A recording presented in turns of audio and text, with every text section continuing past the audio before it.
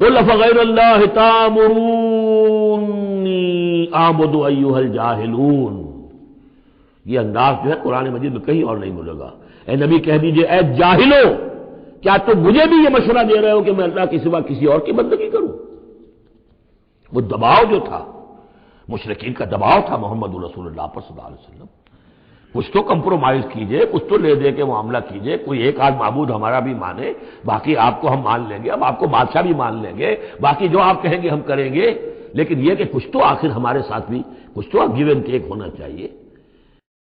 وَلَقَدْ أُوحِيَ إِلَيْكَ، اور اے نبی آپ کی طرف تو وحی کی جا چکی ہے، وَإِلَى الَّذِينَ مِن قَبْلِكَ، اور آپ سے پہلے جو رسول تھے ان کو بھی یہ وحی کر دی گئی تھی۔ توجہ سے سنیے، لَئِنْ أَشْرَكْتَ، اے نبی اگر آپ بھی بالفرض شرک کریں گے، لَيَحْبَطَنَّ عَمَلُكَ، آپ کے بھی سارے اعمال حبط ہو جائیں گے، وَلَتَكُونَنَّ مِنَ الْخَاسِرِينَ، اور آپ بھی نہایت خسارہ پانے والوں میں سے ہو جائیں گے۔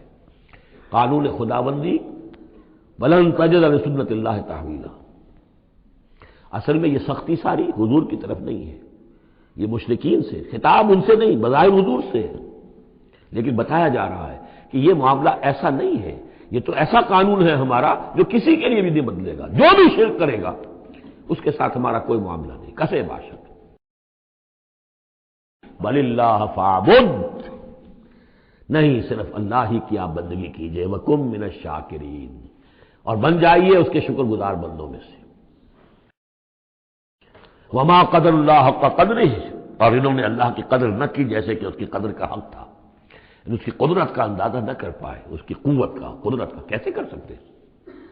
لیکن یہ کہ ایک بات ذہن میں آنی چاہیے، اگرچہ ہم اللہ کی قدرت کو ناپ تول نہیں سکتے، اب نہ ہم اللہ کے علم کو ناپ تول سکتے کہ کتنا علم ہے، اس لیے کہ ہماری جو ترازو ہے وہ تو سونار کی ترازو کی طرح ہے، وہ ماشے تولے تو وہ جو ہے وہ تول لے گی، لیکن یہ کہ ٹنوں کو کیسے تولے گی؟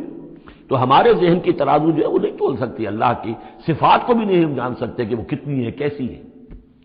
لیکن ایک بات جان لیجیے، علی کل شیء قدیر، یہ تو جان سکتے ہیں نا، ہر شے پر قادر ہے، لیکن یہ کہ جن لوگوں کا ذہن اس سے بھی عاجز آ جاتا ہے، وما قدر اللہ حق قدرہ والارض جمیعا قبضتہ یوم القیامۃ والسماوات مطویات بیمینہ، اس کا ایک تمہیں جھلک دکھا رہے ہیں اس کی قدرت، اس کی عظمت کہ تمہاری یہ پوری کی پوری زمین اس کی ایک مٹھی میں ہوگی قیامت کے دن، اور یہ آسمان اس کے داہنے ہاتھ میں لپٹے ہوئے ہوں گے۔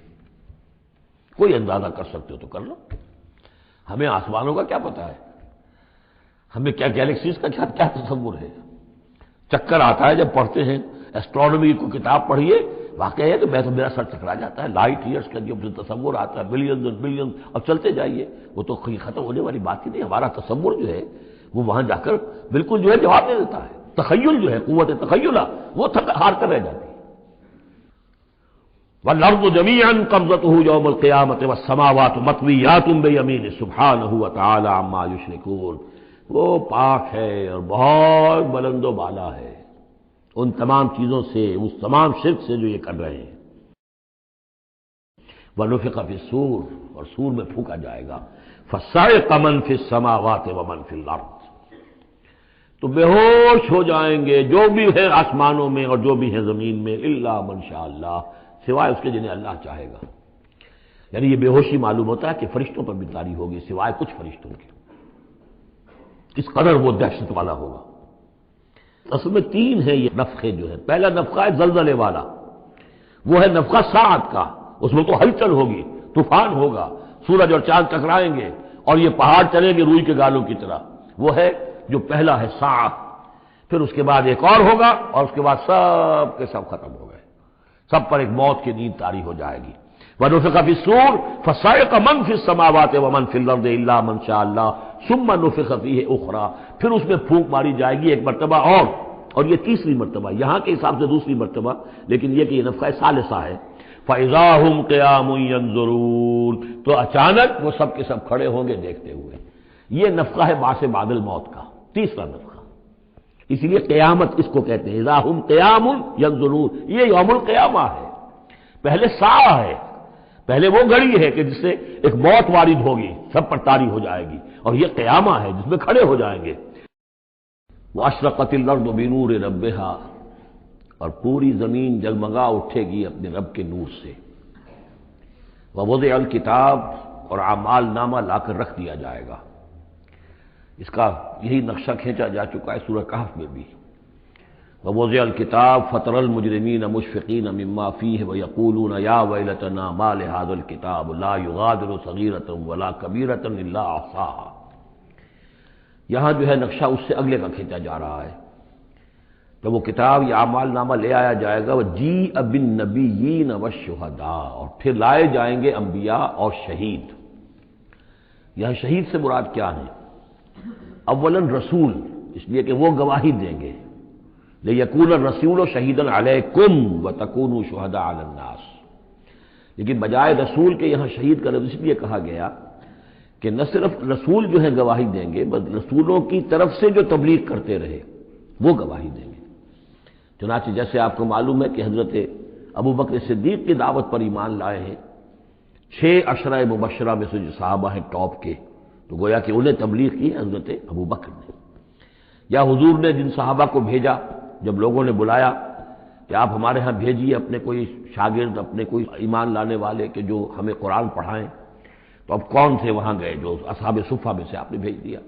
اب انہوں نے جا کر تبلیغ کی، تو یہ گویا کہ حضور کے آن بہاف آف محمد صلی اللہ علیہ وسلم وہ تبلیغ کر رہے ہیں۔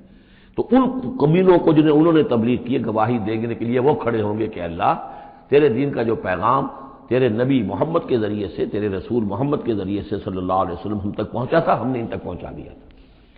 اسی طریقے سے پوری امت کی ذمہ داری ہوگی کہ وہ گواہی دے کہ پوری نوع انسانی کو ہم نے، اے اللہ تیرے نبی کا جو دین ہمیں ملا تھا، جو ہمیں وراثتاً پہنچا تھا، وہ ہم نے پوری نوع انسانی تک پہنچایا تھا۔